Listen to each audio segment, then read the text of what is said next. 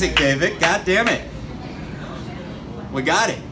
All right, I wrote most of this on the fly, so here we go. Oh, I'm Michelle Royal. I do own this place. The thing he was going to talk about that I'm doing October 27th, Saturday night, just before Halloween, the Scottish Rite Temple in Moline, that's that big Mason building down there by the foot of the bridge. We are doing the second annual Hallow Queen Party, which is going to be a 2-hour Queen tribute by the Candy Makers. And the theme of that night is dead rock stars. So you can come as a dead rock star, you can come as they were when they were living, or you can come as they are decaying, or you can pick a live rock star, but you gotta go zombified on that one because it's dead rock stars. All right, so I'm gonna get a little topical here. We are hearing the weather reports. There's a hurricane coming in on the East Coast. Hurricane's name is Florence.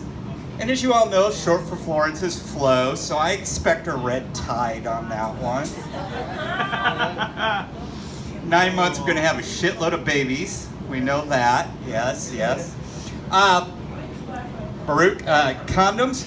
We normally have condom machines in the bathroom. So somebody took the men's one down, but I'll get it back up. I'm just going to give you a warning real quick. The rib condoms don't taste anything like ribs. Okay? Just giving you a heads up. We're all talking about sex tonight, so I'm just going to keep with the theme. I think that commercials would be a little bit more interesting if they had a sex theme. Like, you've seen that Febreze commercial where they blindfold a bunch of people and they put them in a room and they're like, ooh, it smells like roses in here. I'm thinking, spice that up a little bit. Blindfold them and take them in, and they're like, smells like woods and forest. And then you take the blindfold off, and they're in the middle of a porn set. It smells like sex and shame. Yeah, that one. And speaking of porn, back in the day, there used to be this thing called fluffers. Now, if you don't know what a fluffer was, it was the girl who, in between sets, gave you a handy or a blowjob to keep the male participant hard, and they've kind of just disappeared off the face of the earth. You don't hear about the fluffer anymore. And I began to be a little bit curious about that. I'm like, what happened to the fluffers? Then I remember, in the late 90s, early 90s, somewhere in there, Viagra came into place. And I can see now where that's a problem, because now God just pops the pill, he stays hard for 4 hours, and after that you call a doctor and say, what the fuck is wrong with me? And then I'm thinking, how would you do a commercial for that? And I just Viagra since 1986, putting fluffers out of their work. And then they're just standing in the background going, they took our jobs! Yeah.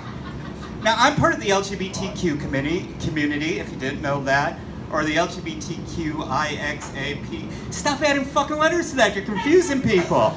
You put 6 more on it and we own alphabet soup.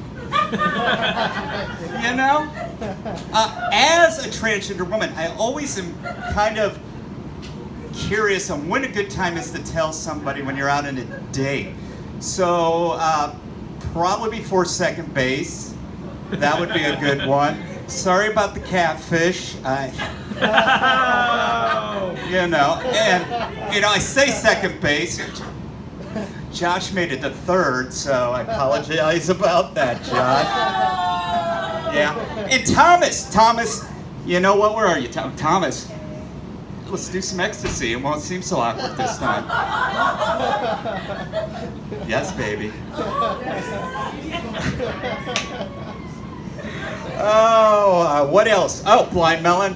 The creepy thing. When you were talking about that, you started off really good about the sex. I'm like, fucking, let's get with Blind. He's got it going on. He's got his game going on. But the more he talked about it, I did see that Charles Manson look in his eyes. And then Helter Skelter played in my head. And I'm like, yeah, I'm going to end up like Sharon Tate cutting pieces in a garbage bag somewhere. So, yeah, that was a turn off. Let's see, what else have I got here? Halloween's coming up. Everybody like Halloween? Yeah. It's that one time of the year where every lady can dress like a whore. That's like every day. Well, yeah, in my world it is, but okay. And I look at the costumes, I'm thinking, There's not one costume up there that's, slutty everything. And I'm thinking to myself, how do you make a Care Bear slutty?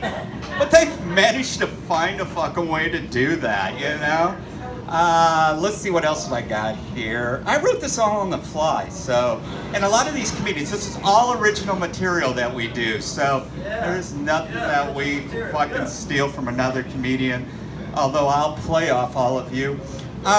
As LGBTQ, as a lesbian, I consider myself a lesbian, so all those jokes, guys, you didn't stand a chance anyway.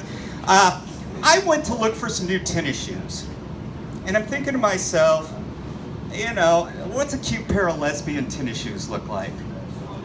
And you're maybe, yeah, that would be a good one.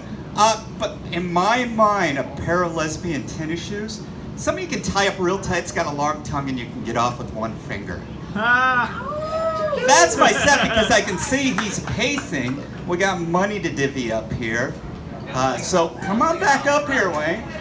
Oh, you got the money? I got the money. I'm thinking about running, though. You're thinking about running? Yeah, well, you know what? Or we can go in the bathroom and make out, because I hear you're accepted to that. Last month you were talking about eating buttholes, so... You're a and how it reminds me of sour cabbage. That's what I was saying. Oh, that is gross. Okay, well that's it for my set. You're gonna tell me who the winner is? I want to do it. You can do it. Come on back up here.